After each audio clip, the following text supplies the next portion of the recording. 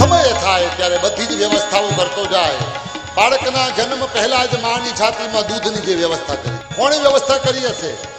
લોહીમાંથી દૂધ બનાવે, દૂધમાંથી પાછું લોહી બનાવે. હજી સુધી કોઈ એવા મશીન બન્યા છે કે એ મશીનમાં તમે મિક્સરમાં બાજરાનો રોટલો નાખો, ગુલાબજાંબુ નાખો, દાળ ભાત શાક સંભારો આ બધું નાખો અને બટન દબાવો એટલે ડાયરેક્ટ લોહી બની જાય?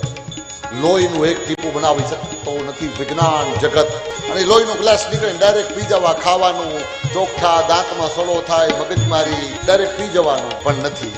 એ રોટલા ખાઈએ ને બધું થાય ને, સવારે તો વળી પાછા જાગીએ એટલે એમાંથી મજ્જા, એમાંથી ત્વચા, એમાંથી હાડકા, કેટલા બધા બધી વસ્તુઓ, કેટલા પદાર્થ શરીરમાં, એમાંથી પ્રોટીન, એમાંથી કેલ્શિયમ ને એમાંથી કેટલું બધું બનાવતો હશે.